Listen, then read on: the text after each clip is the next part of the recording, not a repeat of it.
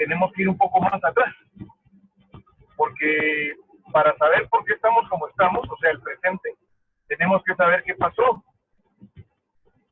Y derivado de ello, como se nos decía hace unos segundos, nos va a permitir tener un mejor contexto que podemos hacer.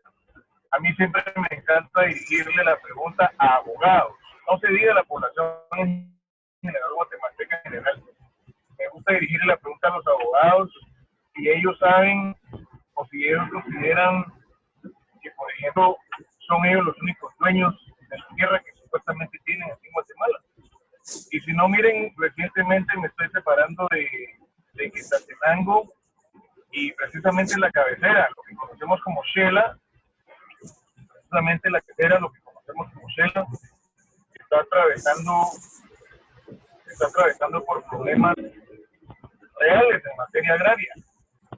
Derivado de esas cuentas, me di cuenta de que nadie le pone atención a la situación agraria en Guatemala. Y si queremos hablar nosotros de los acuerdos sobre aspectos socioeconómicos, es necesario conocer. El tema que la licenciada Jessie me solicitó fueron los aspectos económicos y situación agraria en Guatemala. ¿Cómo llegamos a tener ese tipo de negociaciones en Guatemala? Pues fíjense, mis queridos amigos, que para ese efecto tenemos que remontarnos a la famosa revolución de 1944. La famosa revolución del 10 de octubre de ese año tuvo un impacto importantísimo en lo que se refiere a la temática agraria. Y quiero concluir lo que les decía, de que derivado de que la situación agraria está descuidada completamente en Guatemala, quiero permitirme contarles de que ustedes como abogados, cuando salgan, si les gusta esta materia, van a salir a hacer dinero, porque se cobra muy bien. La materia agraria está tan descuidada que si usted se especializa en esto, va a ser uno de los pocos que nos dedicamos a hacer.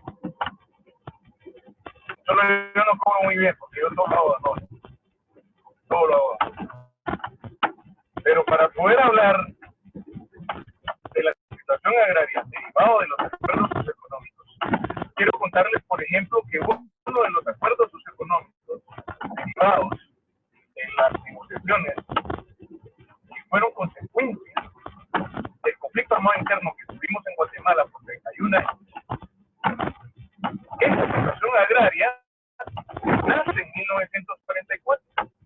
Esas negociaciones tomaron como base la Ley de Reforma Agraria de 1944, proclamada por Hugo Arce, allá en 1949. Y quisiera también comentar al respecto de que leyes e instituciones como el RIC, nacieron de los acuerdos de paz.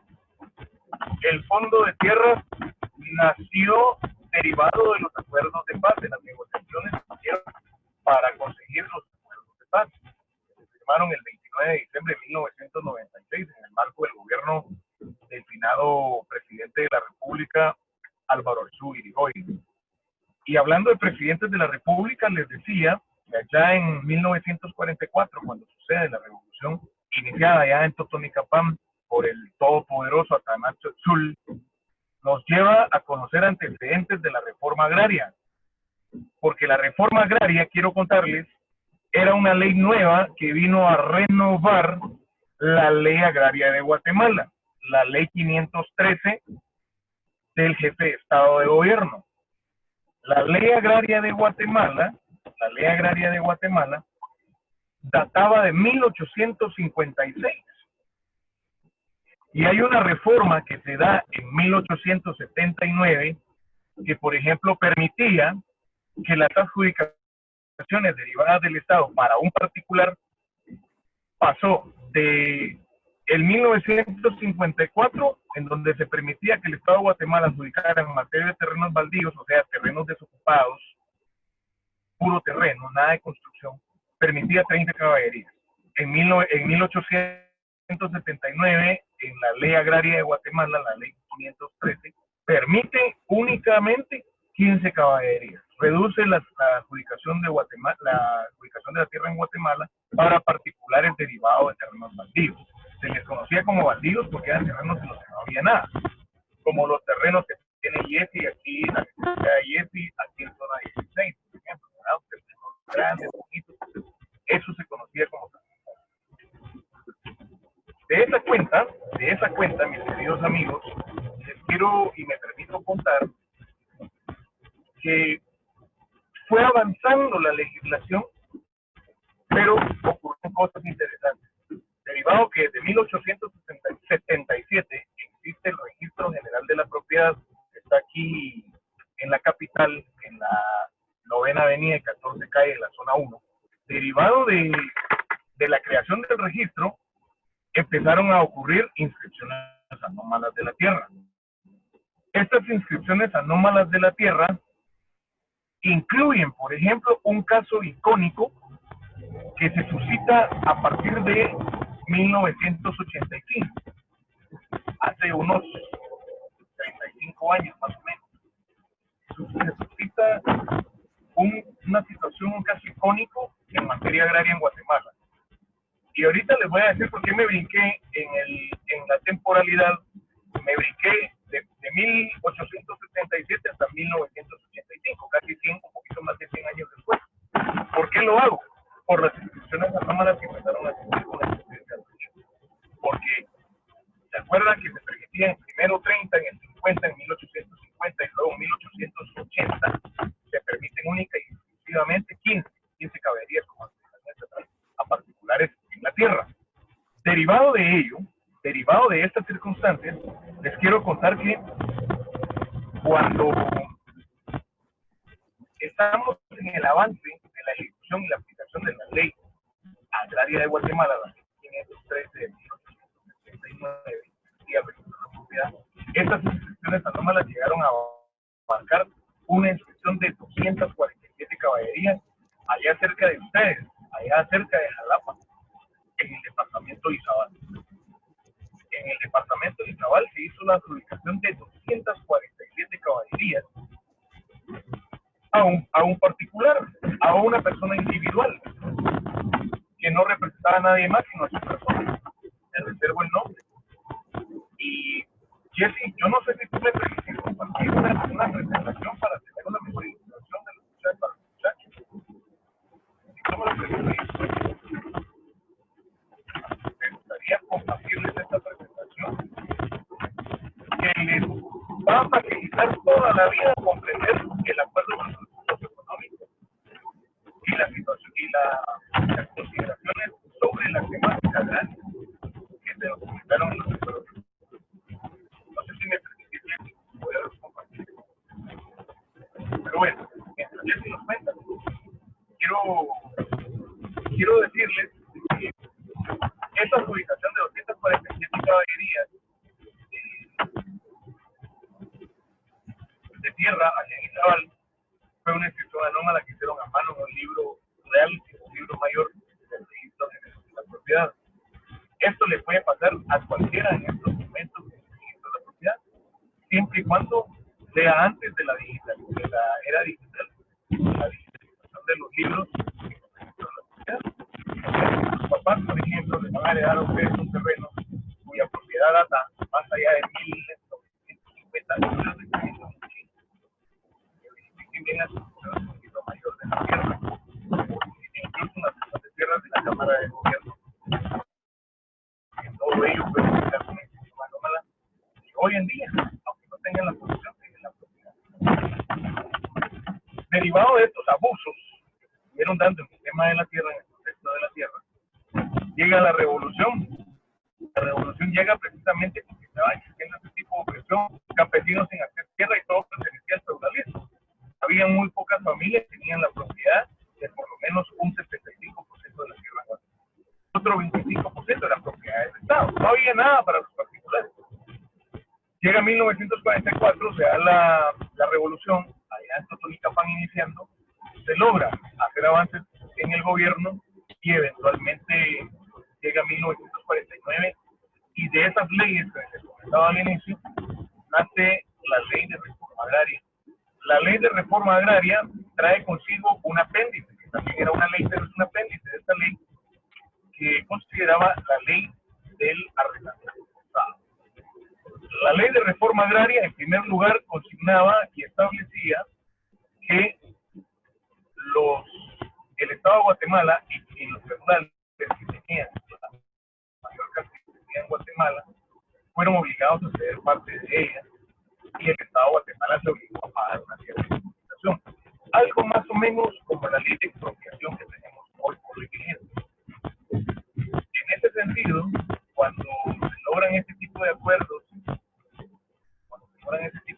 para esta ley, la ley de reforma agraria y la ley del arrendamiento forzado de la tierra, específicamente en la ley de la reforma agraria, se estableció adjudicación de tierra para los particulares, cierta cantidad de tierra para los particulares, con el único y exclusivo objeto de producirlo.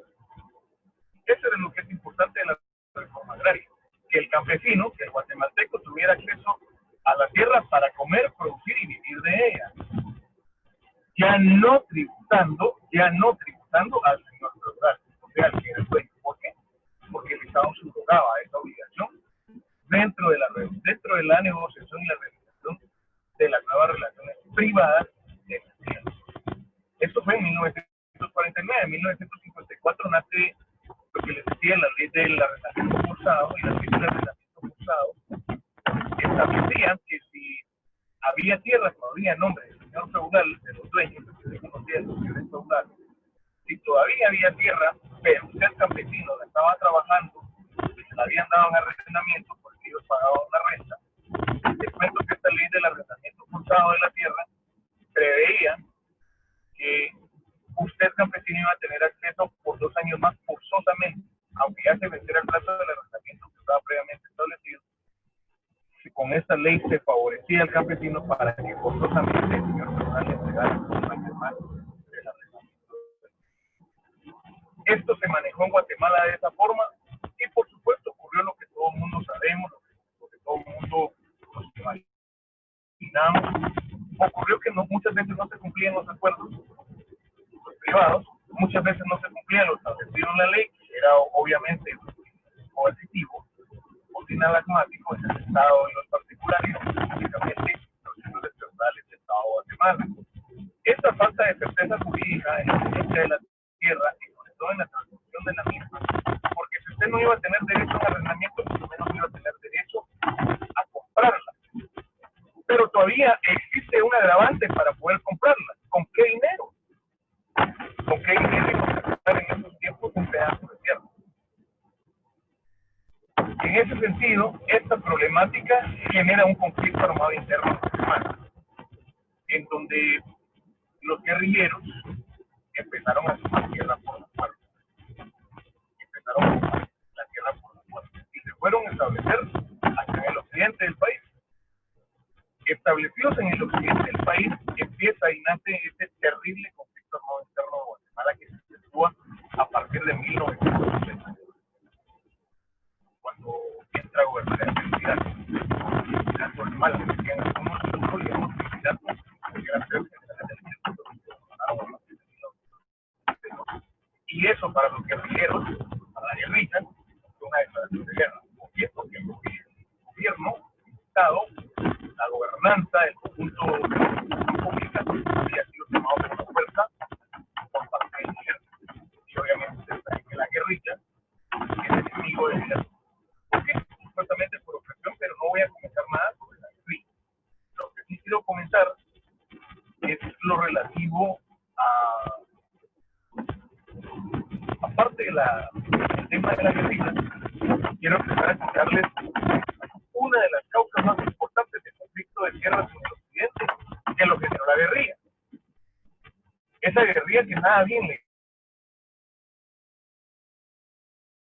un poco de parte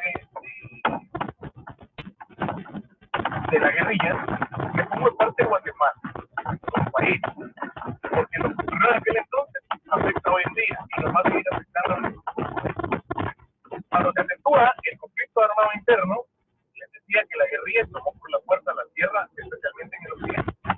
¿Por qué? porque era la más productiva. Si usted quería tener legumbres para comer, si usted quería tener hortalizas para producir y comer, y también comercializarla, el occidente.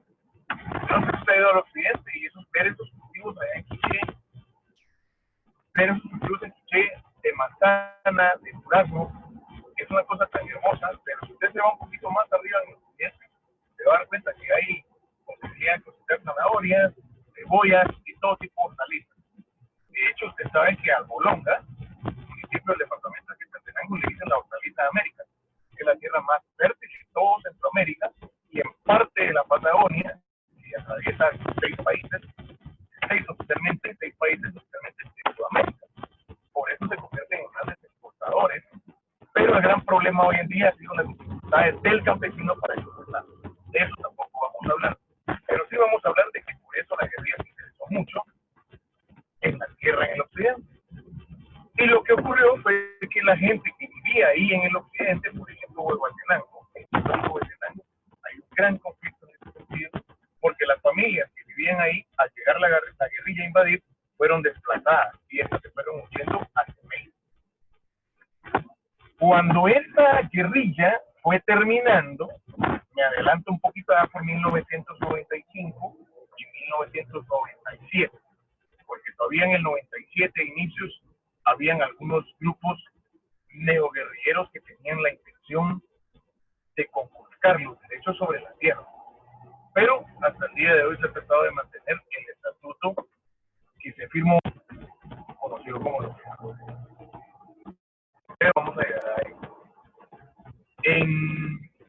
Les decía, cuando empieza el conflicto armado interno, que dura 31 años en Guatemala, las familias son desplazadas, muchas fueron en otras partes del país, había mucha presencia de guerrilla, y otras se fueron desplazadas también.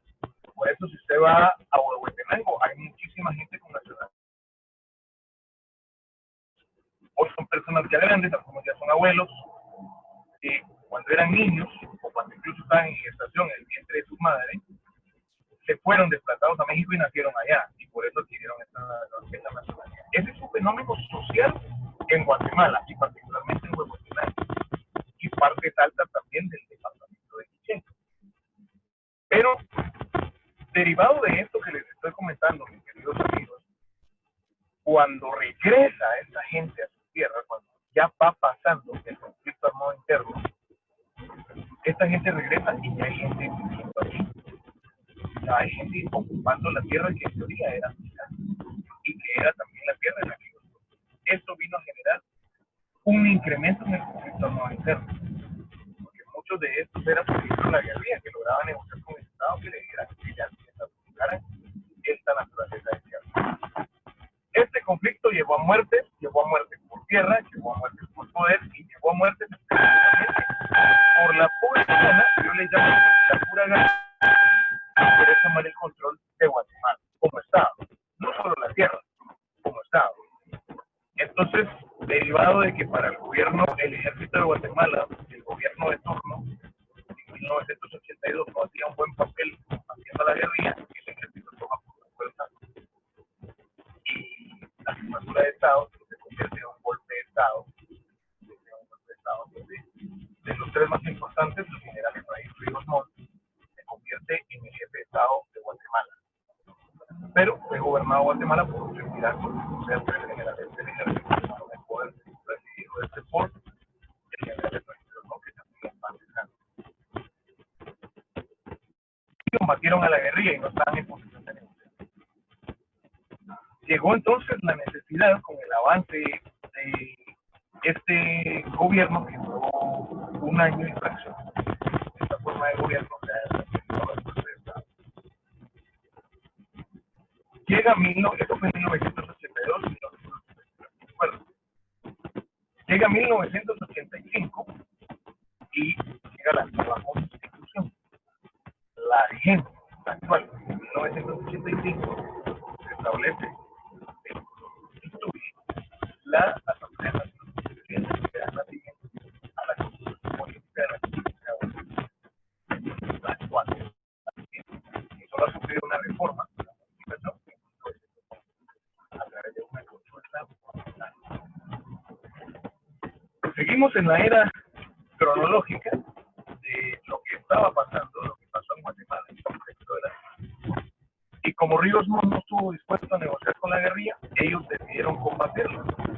Y fue en donde se dio aquello de la tierra arrasada. ¿Lo escucharon? Ustedes ya seguramente llevaron sociología. Ahí tuvieron que justamente estudiar el conflicto armado interno, el contexto de la tierra arrasada, porque esto, hasta el día de hoy, ustedes se dieron cuenta, Ríos Montt antes de morir estaba siendo juzgado precisamente por los cometidos en esa época en que fue gobernando. E incluso le indilgaban otros delitos que supuestamente cometió, porque esa responsabilidad financiera se exigió porque ya falleció. Derivado de esas acciones que supuestamente Ríos Montt cometió, la gente empezó a rebelarse muchísimo más en el sentido que no había tierra para producir. Yo voy a hacer un comentario muy atrevido, si la licenciada Jessie me lo permite. Voy a hacer un comentario muy atrevido. Si usted quiere saber cómo vive el día de hoy un guerrillero, quizá no tenga mucho dinero, nunca trabajaba, pero lo que sí tienen es tierra. Los ex guerrilleros lo que sí tienen es tierra, por defecto, derivado de lo que ocurrió en el conflicto interno cuando tomaron la tierra. Y algunos de ellos, como eran líderes de la guerrilla, se adjudicaban.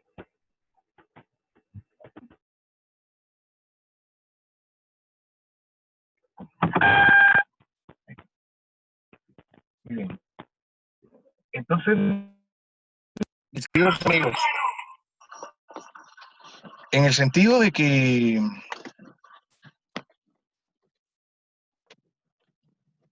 ¿me escuchan ahí? ¿Sí? ¿Me escuchan? ¿Alguien me puede dar retorno si me están escuchando? Sí, sí se escucha. Sí, perfecto. Derivado de que no se negoció con la guerrilla en la época de 1982 y 1983, pues llega el establecimiento y el nacimiento de una nueva constitución que ya permitía la regularización agraria, partiendo de la premisa específica de que debía ser más equitativo. De hecho, se prevé la creación de instituciones agrarias para la mejor administración y adjudicación de la misma, instituciones que vinieran a regularizar la tierra en Guatemala. Lo complicado del tema es que todavía seguía ese conflicto armado interno. Llega 1995 y 1996 y se negocia.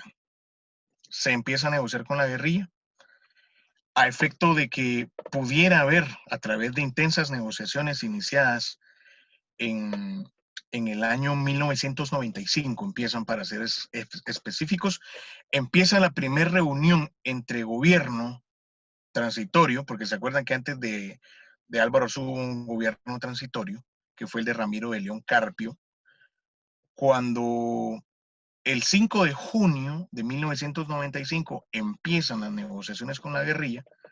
Álvaro Arzú gana las elecciones y ese fue uno de sus ofrecimientos de campaña, precisamente, analizar procedimientos para establecer, y aquí nació eso, procedimientos para establecer la paz firme y duradera. Y entre todo ello también se trató de negociar, se trató de establecer progresos para la configuración de una región de paz, libertad, democracia y desarrollo.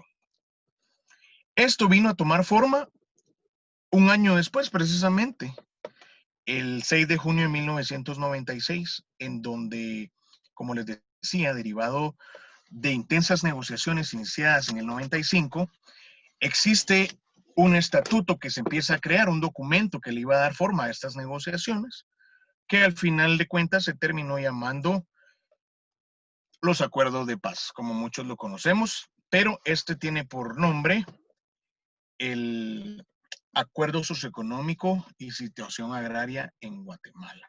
Estos son los acuerdos de paz. Y se establecieron procedimientos para establecer la paz firme y duradera. Uno de ellos es la creación de instituciones que tendieran a tres cosas: regularizar la tenencia de la tierra, dar certeza jurídica a la tenencia y posesión y propiedad de la tierra, y por último, una institución que adjudicara la tierra equitativamente, respetando lo que el Estado anteriormente le haya dado a cualquier particular. En ese sentido, lo que llega o a lo que se arriba es precisamente a los acuerdos de paz, al acuerdo socioeconómico y situación agraria guatemalteca, que deriva, si ustedes se dan cuenta, en la revolución del 44, el inicio del conflicto armado interno en el 61, y esto llegó, pues, supuestamente a negociar una paz con base en acuerdos socioeconómicos que permitieran el acceso a la tierra. Ese era el gran conflicto, en teoría, para la guerrilla, y era el gran conflicto que la sociedad guatemalteca enfrentaba en ese entonces. Un segundo.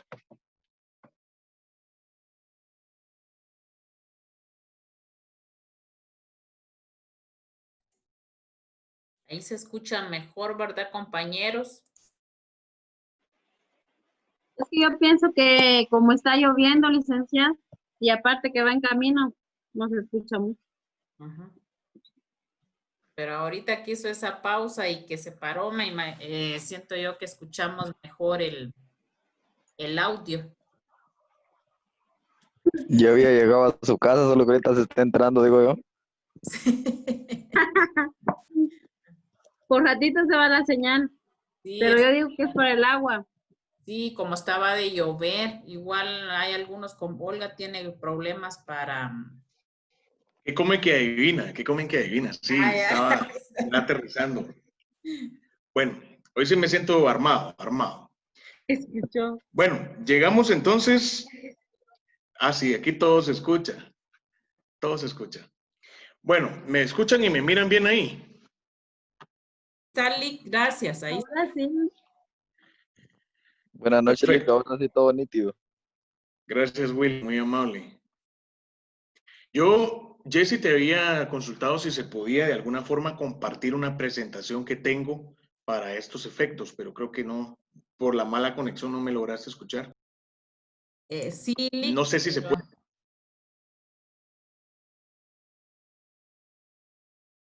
me imagino que sí, Lick, pero no sé, yo con la tecnología casi no me llevo, pero usted no sé si lo podría hacer, Lick, para hacer la presentación. Si pudieras darme acceso donde dice hacer hospedador o make host, con eso ya tendría yo la posibilidad de compartir. Porque hay unas cositas que me gustaría ilustrarle a los amigos para que comprendamos de mejor manera. Pero ¿Qué tiene que no se puede, no decirle? hay ningún problema. Aquí tengo varios, dígame qué es lo que tengo que hacer para compartir, qué es lo que tengo que apachar o alguna cosa, dígame para ver si lo puedo. Sí.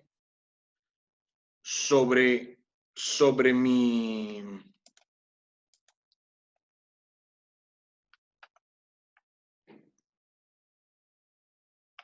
¿Me escuchan? Sobre mi imagen, hay tres puntitos. Ahí puedes dar make host o make host, o si está en español, hacer hospedador. Con eso yo me quedaría ahí ya conectado. Ahorita voy a averiguar eso, Lick, permítame. Pero bueno, mientras tanto, sigamos porque ya llegamos a lo bueno, llegamos a Álvaro Arzú y todos los presidenciables de aquel entonces, que entre ellos les quiero contar, estaba gente importante de lo que ya era denominado CACIF, ¿verdad? El empresariado organizado. Y llega 1996, en donde se logra dar forma real, dar una forma real a este conjunto amplio de medidas encaminadas a propiciar una mayor participación en la adopción de decisiones en todos los niveles. Por eso se llama acuerdo socioeconómico, en donde, por ejemplo, si ustedes se dan cuenta, la Constitución desde 1985, 11 años antes de estas negociaciones, ya había incluido una política financiera importante en donde se considerara el acceso al crédito, las políticas crediticias, financieras y la más importante a mi juicio, la monetaria. ¿Sí? Y si ustedes se dan cuenta, estos aspectos establecidos en 1985 vienen a tomar forma hasta el 2002, cuando hasta el 2002 se promulgan 12 leyes importantes, el Código Moniz. Todos, si ustedes se dan cuenta, los que voy a citar a continuación, todos tienen decreto-2002, porque específicamente nacen hasta el 2002 la ley monetaria, la ley del Banco de Guatemala, la ley de bancos y grupos financieros, la ley en materia de antejuicio, el Código Municipal, la ley orgánica de la Contraloría de Cuentas, la ley orgánica del presupuesto, específicamente reformas, ¿verdad? La ley orgánica del presupuesto, porque esta data un poquito antes. De esa cuenta, si ustedes se dan cuenta, Guatemala va si ustedes se dan cuenta, Guatemala va cumpliendo todos sus compromisos, los adquiridos en las negociaciones y los adquiridos en la Constitución muchos años después. Y hablando específicamente del acuerdo socioeconómico y el establecimiento de la situación agraria en Guatemala, llega también algo muy importante. Se establece que con la firma del acuerdo sobre aspectos socioeconómicos y situación agraria, el proceso de paz en Guatemala adquiere nuevos aires. Adquiere la posibilidad de que todos los sectores del país empiecen a trabajar por una sola Guatemala. Esto se quedó solo en demagogia. ¿Quieren saber por qué? Porque en Guatemala todavía existe izquierda y derecha. O sea, ¿quieren otro ejemplo más real de que esto no se cumple, que no lo logramos? Porque en la última elección salieron 23 candidatos. ¿Se imaginan qué cantidad de millones tirados por cada partido? Pero esa es una observación crítica de lo que Guatemala hace para cumplir este acuerdo socioeconómico. Porque estableció, ¿se recuerdan lo que les mencionaba? Estableció en el acuerdo socioeconómico instituciones que tendieran a garantizar la certeza jurídica, fortaleciendo al registro general de la propiedad, al segundo registro de la propiedad y favoreciendo la creación de más registros de la propiedad inmueble, que si lo vemos del 95 para el 2020, van 25 años de que ya no se creó ningún otro registro. Ahora quieren crear el registro, el señor presidente Alejandro Yamatei quiere crear el registro de Zacapa. Es el regional que va a tener la oportunidad de albergar la propiedad inmueble de ahí con ustedes, de Jalapa.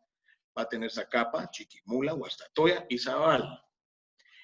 Y un cuarto registro que es única y exclusivamente para el departamento de Petén. Pero todo esto se previó, ¿se acuerdan lo que les decía? En esas negociaciones importantes, en esos aspectos socioeconómicos que se integralizaron para establecer una mejor regulación agraria. Porque Guatemala creó cuánta cantidad de instituciones o de procesos que al final de cuentas, de hecho, terminó legitimando, de hecho, no de derecho, terminó legitimando muchas instancias que se dedicaban a la tierra, como el FIDEP. El FIDEP, muchos creen que era una institución allá en Petén. No, el FIDEP era una empresa. El FIDEP era una empresa y llegó a tener el 60% de la propiedad de la tierra en Petén.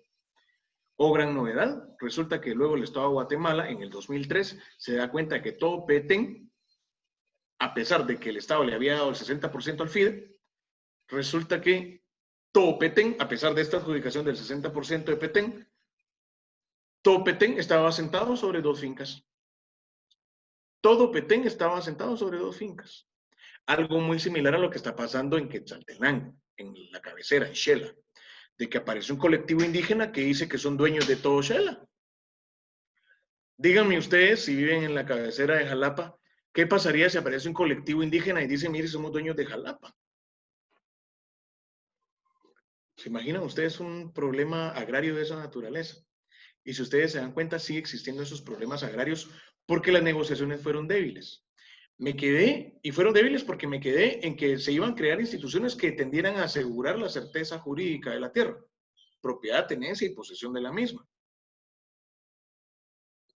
Ya no hay más registros. El registro general de la propiedad que tenemos acá en la ciudad capital está desde 1877. Y apenas con la creación del segundo registro se desprendieron de él 8 departamentos, que es todo el occidente y 2 de la costa sur, como lo es Suchitepeques y Retaluleu.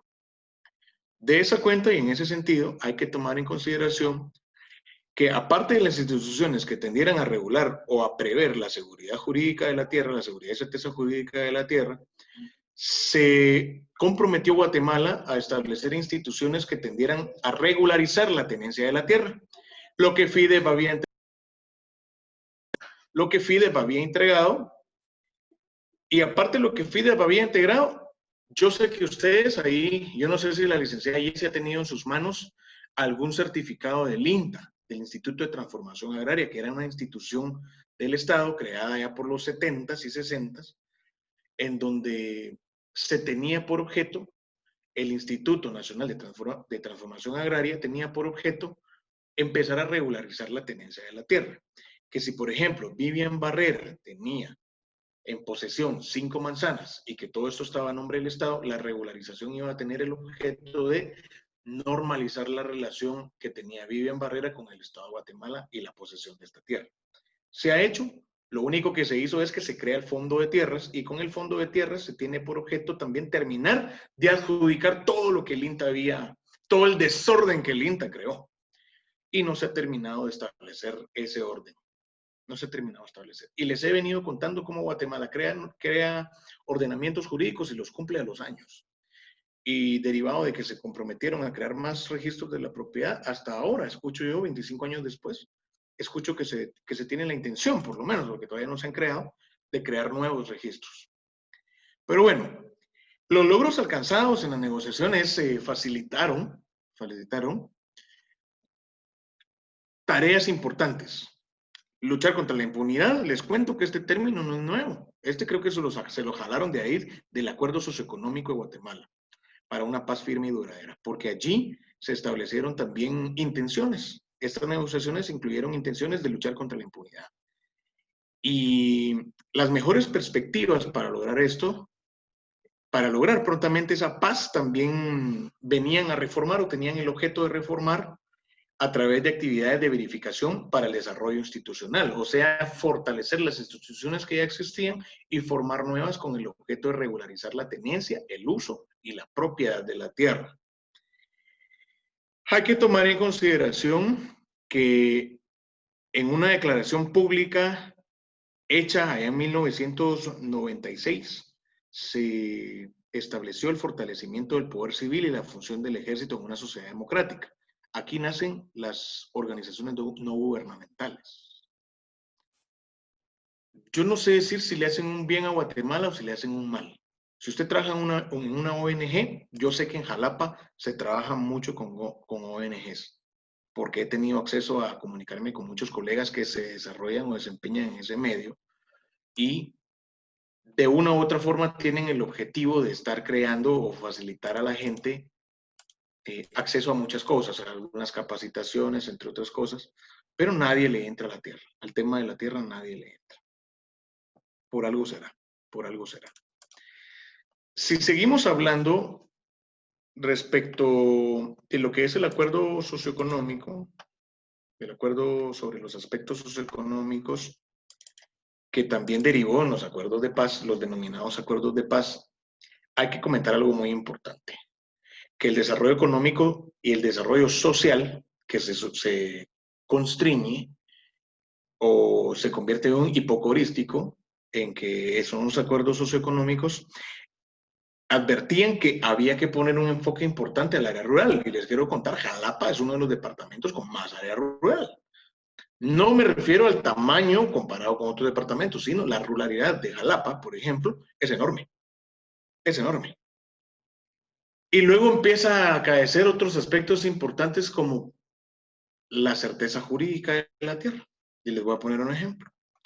Por lo menos en Jalapa todavía no llega el RIC, una institución importante en el tema negociada en los acuerdos de paz, que nace hasta el 2005. 5 anteproyectos tuvieron que discutirse en el Congreso de la República para que naciera el RIC.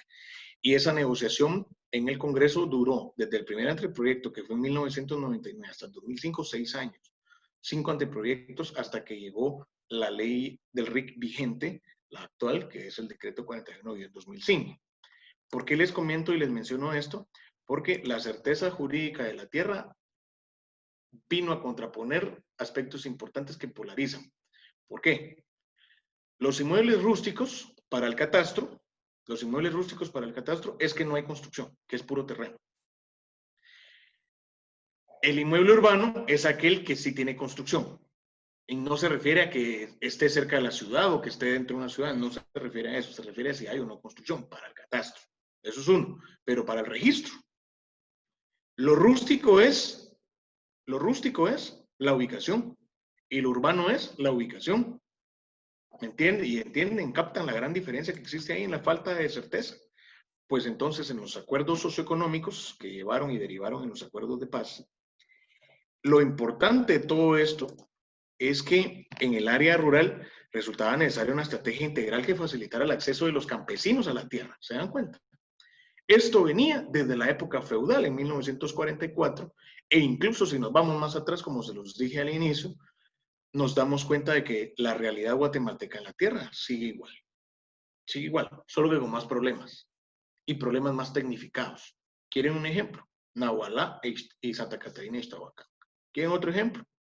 La zona 10 de la ciudad capital y Santa Catarina Pinol. ¿Quieren otro ejemplo? Tajumulco y Ixchihuán en el departamento de San Marcos. Ahí se matan a balazos. El desarrollo socioeconómico requiere justicia social, mis queridos amigos. ¿Alguien sabe qué es justicia social? Es darle a todos lo que necesitan. No más. Si tú tenés una familia con un hijo, pues, si pongamos un ejemplo burdo, creo que se podrían alimentar muy bien con 1 o con 2 quetzales de tortilla. Pero estos acuerdos socioeconómicos no consideraron que el hijo de esta familia, aunque sea solo un hijo, no consideraron que iba a ser, por ejemplo, gordito y que iba a comer mucha tortilla. Y que solo él se iba a comer 1 o 2 quetzales. O que el padre de familia, de esa familia, fuera muy comelón. Pero entonces luego entró, la justicia social entraba a que esa familia que comía solo tortilla y que inclusive el hijo de esa familia que comía mucha tortilla se quedara con hambre porque tenía acceso solo a un quetzal de tortillas para los 3 miembros de la familia, existe el otro lado de la justicia social, que se refiere a las familias que podían comer pan. El pan de manteca y el pan francés, por ponerles un ejemplo. Entonces, esto conviértanlo y háganlo un símil dentro de los factores sociales y económicos, en el acceso a la educación, en el acceso a la tierra, en el acceso, por ejemplo, importantísimo, en el acceso a la comida a través de la producción de la tierra. Entonces, en los acuerdos socioeconómicos que derivaron en los acuerdos de paz, se llegó a considerar, por supuesto, que el desarrollo socioeconómico requería de justicia social y era uno de los cimientos de la unidad y solidaridad nacional. Y esto lo tomaron de la Constitución de 1985. ¿Se ha cumplido? Eso lo dejo a juicio de ustedes. El crecimiento económico debía tener sostenibilidad porque al momento de que este campesino tuviera acceso a la tierra por cualquier vía, regularización, adjudicación o certeza jurídica de la tierra, este campesino iba a tener acceso a crédito para producir, para poner una tienda, para construir lo que usted quiera. Pero este desarrollo socioeconómico con justicia social tenía un cimiento de sostenibilidad en el crecimiento económico como el acceso a créditos. Y realmente era una condición en las negociaciones para responder a las demandas sociales de la población, que se estaba muriendo de hambre, entre otras cosas, no tenía dónde vivir. Y hoy en día les garantizo que si alguien le pregunta a Yamatei con lo volátil que él es con su carácter, y alguien le pregunta, mire, ¿usted qué va a hacer con respecto a lo que establecían los acuerdos de paz en materia de sostenibilidad agraria? Él les va a decir, si usted quiere tierra, compre y trabaje y compre. ¿Es esto justicia social? No lo creo. Pero ahora yo les pregunto, ¿será que un abogado de Jalapa que, por ejemplo, gane bien, tiene derecho a pedir tierra o tiene los mismos derechos a pedir tierra que un campesino que no tenga un título universitario? La justicia social a mí me dice que no. No se puede. El campesino sí necesita la tierra para producirla. El campesino no tiene acceso a otra cosa para vivir. ¿Por qué? Porque también los acuerdos socioeconómicos consideraron que era necesario para superar las situaciones de pobreza, extrema pobreza, desigualdad y marginación social y política que obstaculizaban y distorsionaban el desarrollo social desde, imagínense, hace cuántos siglos, literalmente, hace cuántos siglos. que venían distorsionando el desarrollo social, el económico, el cultural, el político de Guatemala, pues se había constituido como fuente de conflicto e inestabilidad que derivaron en la revolución de 1944 y en algo peor en 1961, el conflicto armado interno. Para el aprovechamiento real, siempre dentro del contexto de justicia social, el acuerdo socioeconómico también contemplaba potencialidades productivas de la sociedad guatemalteca como para el logro de una mayor justicia social, haciendo fundamental, por ejemplo, mis queridos amigos, la participación efectiva de todos los sectores de la sociedad. Pero hoy en día, una ONG plantea un amparo y detiene la elección de cortes. ¿Verdad que no estamos en nada? ¿Verdad que no estamos en nada? No, no estamos en nada. Porque si definiéramos políticas públicas, por ejemplo, yo, si fuera magistrado de la Corte de Constitucionalidad, el amparo que presentaron en contra de la CONADE, que es de la CONADE, perdón, que tiene por objeto integrar y subsumir 3 instituciones que se crearon en el acuerdo socioeconómico y la definición de la situación agraria en Guatemala para el establecimiento de los acuerdos de paz firme y duradera. Les quiero contar que la CONADE, la Comisión Nacional de Derechos Humanos de la Presidencia de la República, va a subsumir 3 instituciones que se crearon en los acuerdos de paz. La Secretaría de Asuntos Agrarios, la única autoridad administrativa en Guatemala que tiene facultad de resolver conflictos de tierras, que se creó en el marco de la celebración de los acuerdos de paz, de este acuerdo socioeconómico del que hablamos. Se creó la Secretaría de Asuntos Agrarios, se creó la Comisión Presidencial de Derechos Humanos, la COPREDE, la famosa COPREDE, y se creó otra institución que tenía por objeto velar por la soberanía estatal. Estas 3 instituciones ahora fueron subsumidas. Por ejemplo, FONAPAZ, que fue liquidada, fue una institución creada en el marco de los acuerdos de paz, y la CEPAZ también ha sido subsumida en la CONADE, la Comisión Presidencial de los Derechos Humanos, subsume también la CEPAZ, la Secretaría para la Paz, que tenía por objeto ser el ente administrativo rector de las políticas de funcionamiento de las instituciones creadas en el marco de los acuerdos de paz. En ese sentido, hay que tomar en consideración que, les decía, si yo fuera magistrado de Corte de Constitucionalidad, vino Jordán Rodas y presentó un amparo en contra de esta CONADE, de lo que hizo el presidente de la República. Yo comprendo muy bien que él dice que se están conculcando los derechos establecidos en el acuerdo socioeconómico llamado los acuerdos de paz, porque dice que estas instituciones se crearon para eso, para mantener la paz. Pero entonces yo le plantearía a Jordán Rodas, mira Jordán, y que yo lo conozco, pero que no tenemos mayor relación, desde que fue vicepresidente del Colegio de Abogados y Notarios de Guatemala, de este país, del que ustedes van a formar parte en unos años. Si se lo proponen dentro de 3 años, van a formar parte de ese ilustre colegio, del que yo formo parte como autoridad, delegado en el Registro de Información Catastral, en su máxima autoridad. Yo justificaría que el Estado debe democratizarse para ampliar estas posibilidades de participación y fortalecer como orientador, por supuesto, del desarrollo nacional, instituciones que tengan por objeto fomentar la actividad legislativa. Pero hoy la Corte de Constitucionalidad lo que hace es que da amparos provisionales para que ya no se conozcan iniciativas de ley. Entonces suprimamos el Congreso, suprimamos la Presidencia de la República y suprimamos las Cortes, y que sea la CC la que nos gobierne. Porque si Jordán Rodas viene y presenta un amparo que yo no puedo usar corbata color, no sé ni qué color sea esta, pero si ya no puedo usar corbata de este color, me van a quitar la posibilidad de usar mi corbata favorita. Ahora yo les pregunto, ¿qué pasaría si una sentencia de la Corte de Constitucionalidad les dice a ustedes que ya no se pueden vestir de color rojo o que les va a quitar su tierra? ¿Quién contra ello? Es la democracia, específicamente la democracia. Por eso el Estado, en los acuerdos de paz, acordaron democratizarse, hacer valer lo que ya estaba establecido en la Constitución de 1985. Este acuerdo socioeconómico buscaba crear y fortalecer mecanismos y condiciones que garantizaran participación efectiva de la población, recogiendo por objeto objetivos prioritarios que tenían como base esencial acciones gubernamentales que pudieran darle acceso. ¿Quieren saber una de ellas? Que es otra ley del 2002, la ley de los cocodes. ¿sí? De los consejos de desarrollo. La ley de urbanización, también de 2002, y sus reformas posteriores. Y por si ustedes no sabían, el Estado de Guatemala, como tal, negoció este acuerdo socioeconómico. Si usted quiere saber quiénes fueron los sujetos, las partes de este acuerdo, fue el Estado de Guatemala por un lado, y quién cree que fue la otra. Quiero dejar la pregunta a ver si alguno de ustedes sabe quién fue la otra parte que firmó estos acuerdos. Esta es una cuestión de cultura general, que nos lo enseñan, me recuerdo yo, me lo enseñaron en básico. ¿Alguien sabe quién fue la otra parte firmante? Para que ustedes sepan de algo que comenté hace un rato. ¿Algún valiente?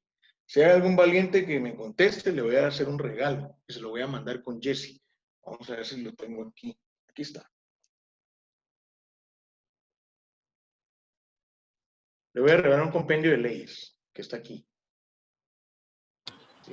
Licenciado, Decime. los acuerdos a los acuerdos de paz se refiere, ¿verdad? Sí. A la URNG y el gobierno. Sí. Mis amigos, la guerrilla tiene un partido en la democracia guatemalteca. Y no se suponía que íbamos a dejar los problemas en los acuerdos de paz, no. La URNG negoció los acuerdos de paz y la convirtieron en un partido político. La convirtieron en un partido político. Nunca va a ganar nada, por supuesto, pero tiene 1 o 2 diputados en el Congreso de la República. Y no se suponía que debíamos dejar el hacha enterrada en la firma de los acuerdos de paz. Cuestión de ello, yo no me voy a meter a platicar sobre ese tema, pero efectivamente, ahí a través de Jesse te voy a hacer llegar a quien Carmen Agustín dice ahí, no sé si fue Carmen la que contestó o solo es un alias, pero yo te voy a hacer llegar el compendio de leyes a través de la licenciada Jesse para tu biblioteca personal de leyes. ¿Oíste? Gracias por la participación. Pues les decía, con base en todo lo anteriormente considerado, lo que les he platicado hasta este momento, llegamos a platicar de quiénes eran las partes, el gobierno de Guatemala y la URNG, la Unidad Revolucionaria Nacional Guatemalteca. Y miren la palabra dentro del nombre de la URNG, revolucionaria. ¿Se acuerdan de en 1944 cuando nace la revolución allá en Totonicapán? Pues fue, por eso les digo que trataron de hacer una interpretación de lo que era revolución a través de la violencia. La guerrilla empezó a tomar la tierra y se adjudicó. Vean ustedes en la URNG, el secretario general del partido tiene problemas legales, ¿verdad? Pero como no es candidato, no tiene impacto. Y como solo tiene un diputado, tampoco tiene impacto. Pero les quiero contar que esta es la extrema izquierda en Guatemala, porque es una de las partes firmantes de los acuerdos de paz. Y no se suponía que juntos íbamos a salir adelante, pues. Pero bueno, entonces, si quieren ustedes que comentemos algo importante, vamos a hablar de comunidades y municipios. Dentro de los acuerdos de paz, dentro del acuerdo, se les decía, se promovió una reforma al Código Municipal, que se acentúa hasta 4 o 6 años después. Miren, muy similar el tiempo que se llevó la negociación de la ley del RIC. Pero de los acuerdos de paz hasta el 2005 fueron 9 años. Y de los acuerdos de paz para todas las leyes, el paquete de leyes del 2002, fueron 6 años. ¿No creen ustedes que muy lento? Pero ¿saben por qué? Porque como la URNG se convirtió en partido, este es un ejemplo claro. Y no quiero ser crítico, que no lo soy académico. Pero si queremos producir conocimiento, que ese es el objetivo de la academia, si queremos producir conocimiento tenemos que saber la verdad. O por lo menos escuchar una verdad para nosotros ser críticos y averiguar otra versión. Pero luego se convierte en partido la URNG, ingresa diputados, logra adjudicación de curules en el Congreso de la República, y esto deviene en el interés de cada diputado, ¿verdad? Plazas, cuotas de poder, etcétera. Pero algo importante de los acuerdos de paz fue la consideración de las comunidades. Y esto, por las comunidades, nace la reforma del Código Municipal, con el objetivo de que los alcaldes auxiliares fueran nombrados por el alcalde municipal, tomando en cuenta las propuestas de los vecinos en un cabildo abierto. Hoy se ha politizado este procedimiento, mis queridos amigos, a través de la ley de COCODES, porque mientras más COCODES estén bien conmigo, más posibilidades tengo yo, o de ganar la alcaldía o de reelegirme la misma. Pero estamos hablando de la situación socioeconómica y la situación agraria en Guatemala. En el contexto de los municipios, pasando ya después del tema de las comunidades, los municipios. Dentro del acuerdo socioeconómico se previó propiciar la participación social en el marco de la autonomía municipal, profundizando, por ejemplo, descentralización. Aquí nace la ley de descentralización y desconcentración. ¿Se acuerdan? ¿Ya vieron esa ley en derecho administrativo? ¿Ya? Me imagino que sí. Aparte de la descentralización y la desconcentración, se establecen y ejecutan a corto plazo, en concertación con la Asociación Nacional de Municipalidades, la ANAM, que justamente les comentaba que estuve reunido el día de hoy con el presidente de esa institución en Salcajá, pues con personeros de él también, por supuesto, nace la autonomía municipal, les decía, reforzando los recursos técnicos, administrativos y financieros de las municipalidades, incorporándose la reforma también en ese sentido en el nuevo Código Municipal. Aquí hay que tomar en consideración algo, y Jesse, yo se los voy a dejar a ustedes de tarea. Si quieren otro día en un futuro, vamos a comentarlo. Quiero hacer un símil antes. Esto, lo que voy a comentar a continuación, es sobre la ley agraria de Guatemala. Si en el privado ustedes, alguno de los abogados que los evalúen, me imagino ya están llevando derecho de trabajo, sustantivo por lo menos, si alguno de sus profesores y entrevistadores en el examen técnico profesional conocido como privado, si alguno de esos evaluadores les pregunta a ustedes cuál es el decreto legislativo del Código de Trabajo, usted probablemente va a decir, alguien que me responda, ¿cuál es el decreto del Código de Trabajo? ¿Quién otro regalo para que contesten? Va, vamos a ver si encuentro otro regalo ahorita aquí. Si tengo a la mano algún regalo. ¿Qué les parece el libro de Derechos Humanos? ¿Les parece el libro de Derechos Humanos? Creo que tengo uno, pero... Es el decreto 1441. Muy bien, gracias por participar. La respuesta es mala. La respuesta está mala. Esa respuesta es mala, es errónea. Ese no es el decreto del Código de Trabajo. Ese es el decreto de la reforma del Código de Trabajo. Lean los últimos artículos en los artículos transitorios. Ahí está el decreto verdadero del Código de Trabajo. Y no soy laboralista, pero me gusta generar conocimiento a través de la academia. Así que el 1441 no es el decreto del Código de Trabajo. Es el decreto de la reforma. Hoy en día en Guatemala existe lo mismo. Hice una investigación en la Biblioteca Legislativa del Congreso, porque tienen ahí la DEIL, la Dirección de Educación y Capacitación Legislativa. Dirección de Estudios e Investigaciones Legislativas, la DEIL, la dirección. Y resulta que uno de los hallazgos importantes es que en la Ley Agraria de Guatemala pasó lo mismo. Hoy se tiene por normal las leyes orgánicas de muchas instituciones que solo vinieron a reformar la Ley Agraria de Guatemala. Pero eso se los dejo de tarea a ustedes para que lo estudien. Hay que estudiar, hay que estudiar.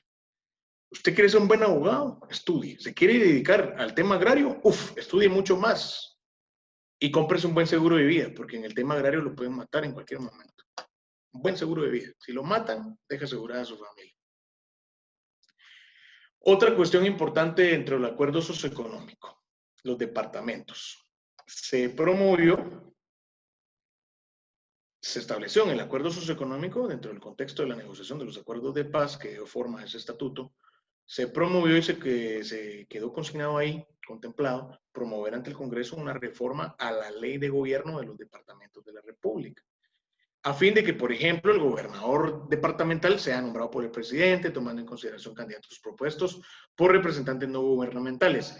Esta disposición fundamental, y les voy a decir, hoy en día, si ustedes se ponen atención y si están en su computadora, les va a ser más fácil, vayan y consulten rapidito la terna calificadora de los expedientes de los aspirantes a gobernadores departamentales. Organización civil, ONGs, organización civil, que no es otra cosa sino sociedad organizada. Es más, ahorita yo le digo a Jesse que hagamos una ONG. Es correcto, William Estuardo, es correcto, ¿viste? Ese es el verdadero decreto. Es correcto. Es correcto, William. Pero por no participar no te ganas tu ley. Pero por lo menos vamos fomentando ya la participación. Les decía que en el contexto de que yo le diga a Jesse que hagamos una ONG con 2 o más personas, ya somos sociedad civil. Ya somos sociedad civil. Y tenemos la facultad de que podamos utilizar a nuestro favor lo que quedó en el acuerdo socioeconómico, que era en este caso que la sociedad civil, pero realmente el acuerdo socioeconómico dice que los candidatos, o sea, la terna que le pasan al presidente de la República debe ser propuesta por representantes no gubernamentales, o sea, cualquier vecino. Y luego se establece la especificación de que iban a ser representantes no gubernamentales de los consejos departamentales de desarrollo, los CODES. Ojo, los CODES ejecutan presupuesto. Ojo. Y luego las ONG no quieren ser auditadas. Y luego también proponen ternas para gobernadores.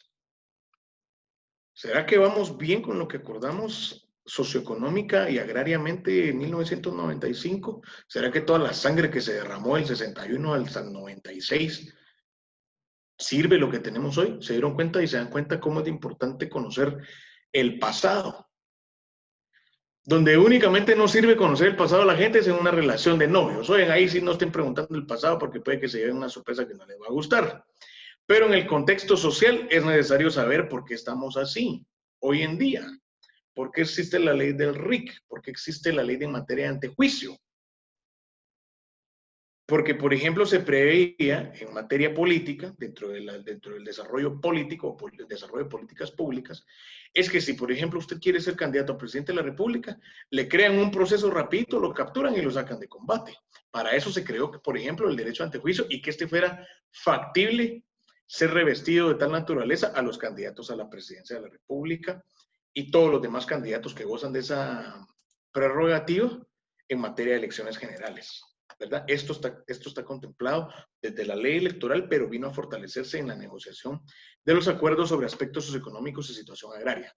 No es otra cosa sino los acuerdos de paz. Importante saber, por ejemplo, sobre educación. ¿Quieren saber ustedes qué se estableció sobre educación en el contexto guatemalteco? Que se garantizara a la mujer igualdad de oportunidades y condiciones de estudiar y capacitarse. Por ejemplo, vino a nacer o a fortalecerse también el INTECAP. El INTECAP. Conozco yo a grandes personas. Mina es una de ellas. Mina viene a dejarnos comida todos los viernes a la casa. Mañana es un día de esos. Mina es una profesional técnico, es un técnico egresada de INTECAP.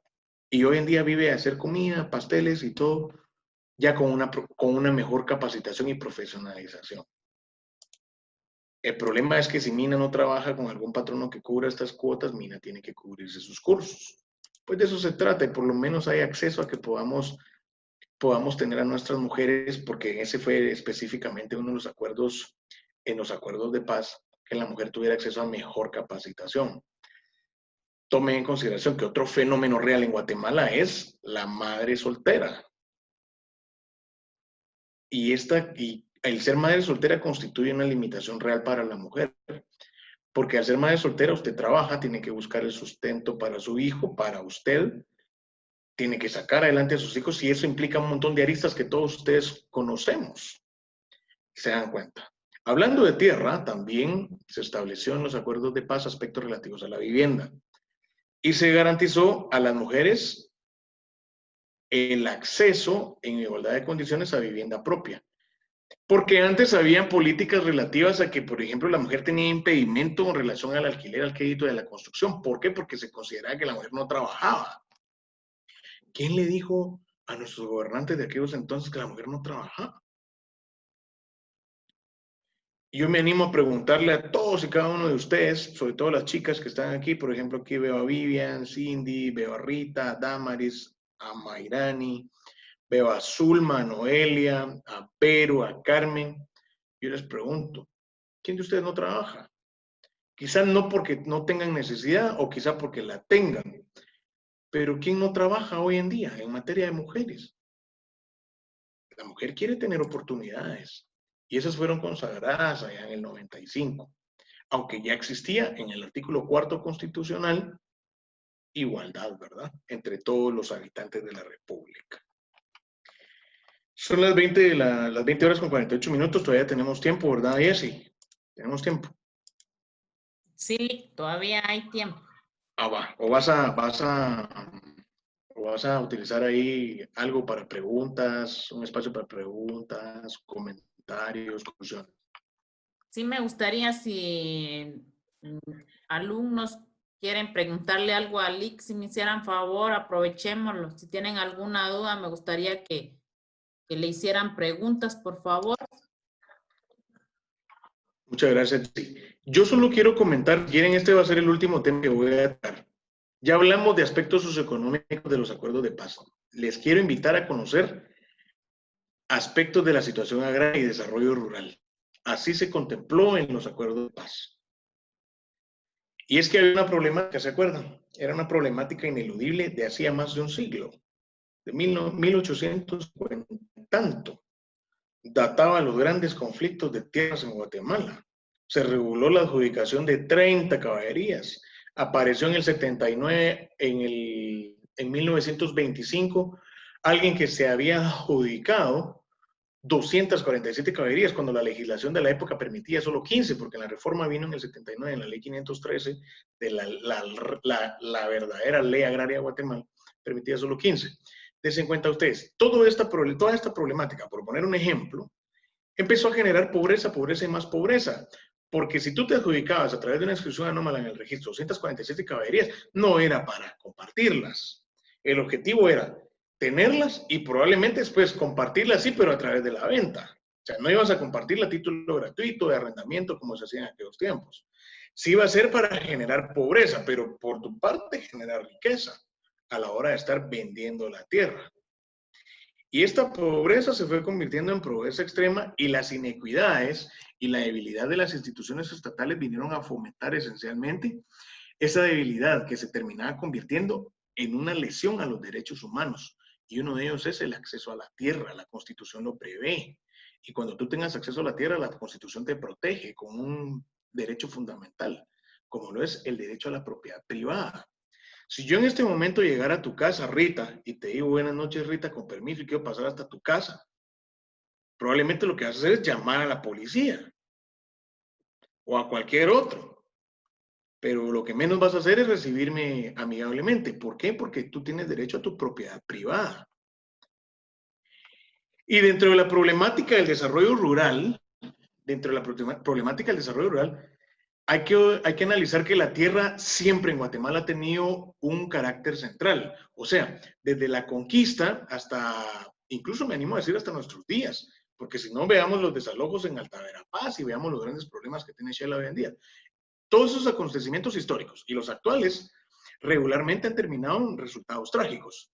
Y estos resultados trágicos, por ejemplo, les pongo el ejemplo de hace un par de días en Alta Verapaz, quema de casas, quema de gente. Un soldado muerto apareció en un río. Estos sucesos que terminan en sucesos trágicos dejan secuelas profundas en las relaciones étnicas. O sea, hoy, si yo les digo a ustedes, si yo les cuento la historia, miren, un grupo de indígenas está tratando de quitarle la tierra a todos los quetzaltecos. Muy probablemente pongan mal a los indígenas. Pero ¿qué pasa si yo les digo, miren, un grupo de indígenas está haciendo valer un derecho que ellos tienen? Dejemos que en juicio se resuelva. Este problema tiene un origen, la problemática del desarrollo rural, porque este ha tenido un carácter central, el acceso a la tierra. Y el acceso a la tierra no ha sido factible para todos. Les digo, si ustedes le preguntan a Matei, como le preguntaron los muchachos allá en Chimaltenango, somos un colectivo de jóvenes, lo que les va a decir, ustedes son periodistas, les va a preguntar, y no les va a dar una respuesta. Entonces, y yo me animo a decirles que si él les puede responder, les diría, usted quiere tener acceso a la tierra, trabaje. Yo les quiero decir algo, si usted quiere tener acceso a la tierra, trabaje, sí, pero trate de buscar las mejores opciones para tener acceso a la tierra. Yo solo eso quiero comentar porque si Sigo, no paro, mi querida Jessie, dejo ahí abierto a todos y cada uno de ustedes, comentarios, observaciones, lo que quieran. Muchas gracias.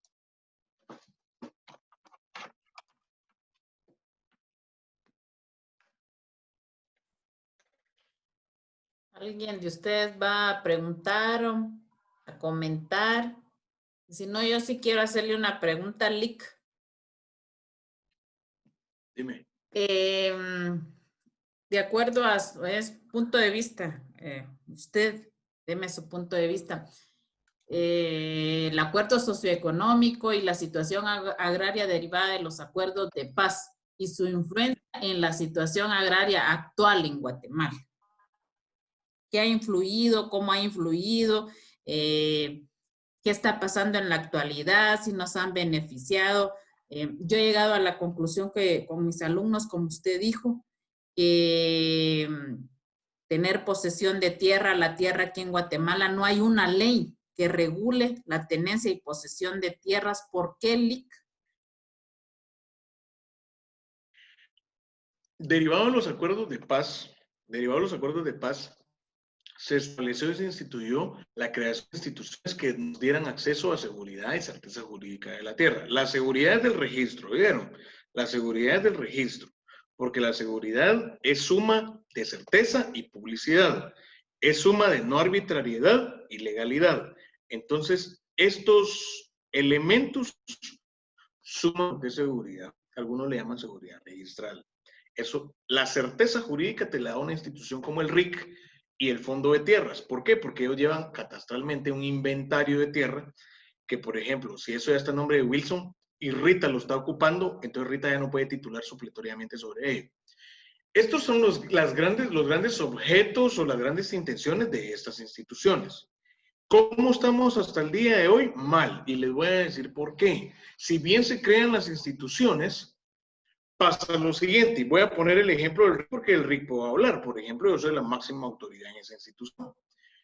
En el tema del RIC se crea una institución súper noble. El RIC es una institución súper noble que, y Jesse ahí no me va a dejar mentir, que ya ha dado seguimiento a mis ponencias. El RIC le tiene tanto para entregarle a un abogado y tiene tanto para entregarle a un notario.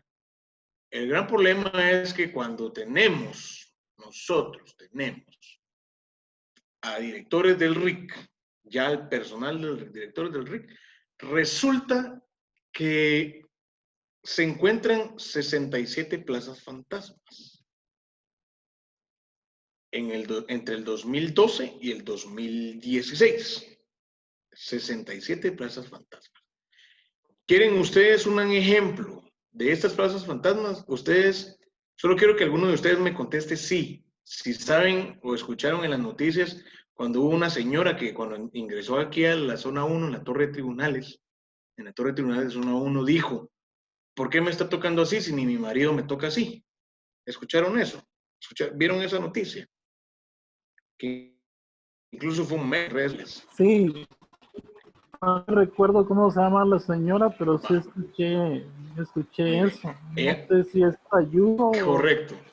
La licenciada Emilia Ayuso es una colega de nosotros, es abogada, guardando prisión preventiva derivado del juzgamiento de estas 67 plazas fantasmas.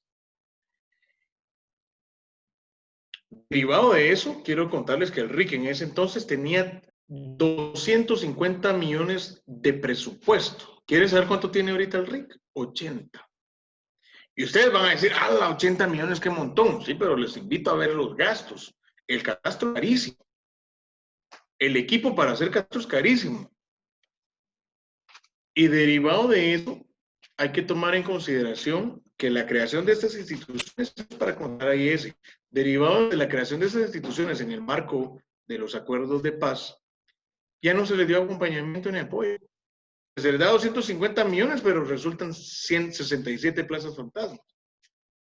Con las otras que están investigando, la suma da 113, pero las reales que han imputado a la licenciada Ayuso son 67.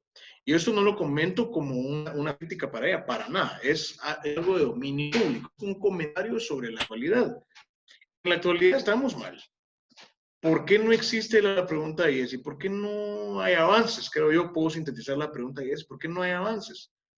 Depende de las personas. Porque mira, Jessy, aquí tú sos abogada y no me vas a dejar, no me vas a dejar mentir sobre esto. Los antecesores en mi cargo, que son por elección popular en el Colegio de Abogados y Notarios de Guatemala, los antecesores en mi cargo, si yo hago lo mismo que ellos, no me hubieras conocido, Jessy. ¿O sí? No me hubieras conocido. Porque se ganaba la elección y se iba a meter en una institución. Yo no sé si para ir a crear plazas fantasmas o colaborar o coadyuvar en crear plazas fantasmas. No es una crítica política tampoco. Pero ¿y los avances? Solo en el 2019 declaramos 3 municipios finalizados. Solo en el 2019, que es desde donde estoy yo en el RIC. Del 2018 para atrás se declaró 0 punto algo, porque iban 13 años de existencia del RIC. 13 años de existencia del RIC y se declararon 12. Debe ser 0.9 algo. Y solo en el 2019, 3. Con menos dinero hemos hecho más. ¿Qué pasó con los 250 de presupuesto en el RIC? Esto es algo de lo que yo les puedo hablar para darle respuesta a Jessy, de que por eso estamos así. Eso por un lado. ¿El Estado crea las instituciones? Sí. ¿Negoció los acuerdos de paz? Sí. ¿Se comprometió a crear las instituciones? Sí. ¿Las apoya? No. ¿Por qué? Porque no hay plata. Muy bien. Porque no le bajamos al ejército. Pero hasta ahí la dejo. Derivado de lo que comentaba también, porque ella me pidió opinión personal. Derivado de lo que comentaba también Jessy, de que qué pasa con las instituciones que tienen por objeto la creación de seguridad de la tierra. Están allí trabajando con lo que tienen. Y que hago un símil. Si el Estado negocia los acuerdos de paz, si el Estado se compromete a la creación de instituciones de educación, de acceso, de participación, departamentalidad, regionalización, municipalidad, comunidad, pero si no les da apoyo, no les da fomento, yo pregunto, Rita, ¿tú tenés idea de quiénes integraron la terna calificadora de los expedientes de aspirantes a gobernadores de Jalapa? No, y después nombran al gobernador de conformidad con la terna. ¿Cómo llegaron ahí? No sé. A mí nunca me va a interesar ser, y digo nunca, y ya que lo estás grabando, Jessy, es que quede bien grabado. Nunca me va a interesar a mí ser gobernador departamental de ningún lado, porque lo mío es academia y producción, pero en el ejercicio de la profesión, porque nadie le pone atención a la tierra, nadie. Y esa ha sido quizá la arista más importante, Jessy, que se crearon las instituciones y a nadie más las volteó a ver. Se les asigna presupuesto porque, de plano, año con año, y ya empezaron las negociaciones de la ley del presupuesto 2021, pues de plano es institución pública, el RIC hace el requerimiento de presupuesto y se le va a asignar la cantidad que considere el Congreso se le debe asignar. Y para concluir, si por otro lado la URNG también negoció los acuerdos de paz y luego es partido político, les dejo a ustedes la conclusión del tema. Es cuanto, Jessy, respecto de tu pregunta. Gracias, Lick. No sé si usted también concuerda conmigo en ese sentido de que la única participación que le dieron al campesino o le dieron posesión de tierras o se le dio la participación fue nada más de 1944 a 1954 con la caída de Jacobo Arbenz Guzmán, que fue el que creó la reforma agraria del decreto 900 y que por eso vino la contrarrevolución y se dio todo Estados Unidos y nada más fue la única participación que tuvo el campesino y que siento yo que siempre tratamos en historia estos dos presidentes, Juan José Arévalo Bermejo y Jacobo Arbenz Guzmán, que fueron los únicos que tal vez presidentes que le dieron tanto darle posesión a los campesinos de las tierras, expropiarlas a las grandes terratenientes o transnacionales que la tenían nada más. Hemos comentado durante la clase con los alumnos porque nada más de ahí no se ha oído más participación porque en lo que he estado viendo de la regulación agraria de 1954 a 1996, el INTA, Fontierra, Fundacen, que se fueron formando, pero a la larga no han dado en sí nada. Y como usted decía, yo comparto esto también que